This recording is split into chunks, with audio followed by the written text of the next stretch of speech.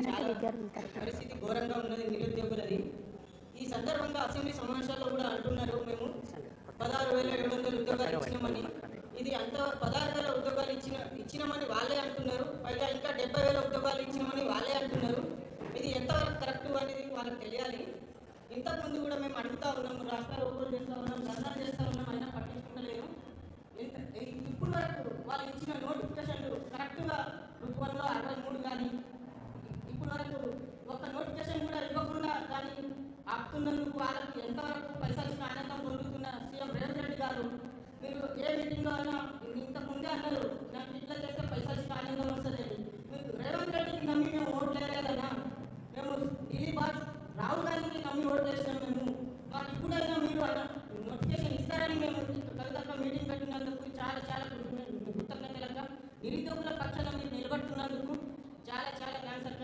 ఇప్పుడు నిరుద్యోగులు 20 మంది చనిపోయిన అసెంబ్లీలో అమ్మగారికి అసెంబ్లీలో ఒక్క మాట కూడా మాట్లాడకపోవడం చాలా ఘోరం. అన్ని అబద్ధపు మాటలు అసెంబ్లీలో మాట్లాడడం అనేది కాంగ్రెస్ ప్రభుత్వానికి అలవాటైంది.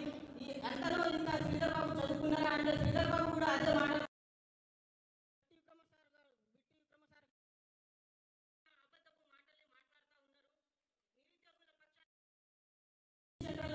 మేము 30% గడపడిపోయినాం. మేము ఈరోజు మీరు ప్రమాణ స్వీకారం రోజు ఒకటే మాట అన్నారు, ఏంటంటే ఇది నిరుద్యోగుల ప్రభుత్వం అని. ఇప్పుడు చిన్న ధర్నా అయినా మాకు నైట్ 5 గంటలకు వచ్చి నిబంధనలు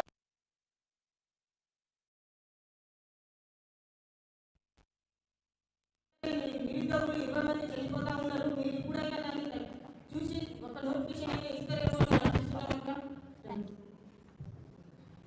థ్యాంక్ యూ. అందరికీ నమస్కారం. ఏ నిరుద్యోగిని కదిలించినా, ఏ పరీక్ష రాస్తున్నటువంటి యువతి యువకులు కదిలించినా కూడా కన్నీటి గాథలే ఉన్నాయి. అయినప్పటికీ మొన్న జరిగినటువంటి అసెంబ్లీలో ఎమ్మెల్యేలందరూ సాంస్కృతిక కార్యక్రమాలు, క్రీడా పోటీలు, ఎమిరేట్స్ టీషర్ట్లు వేసుకొని ముఖ్యమంత్రి గారు ఫుట్బాల్ ఆడడము, ఇటువంటి లైటర్ వేలో ఆలోచనలు తప్పితే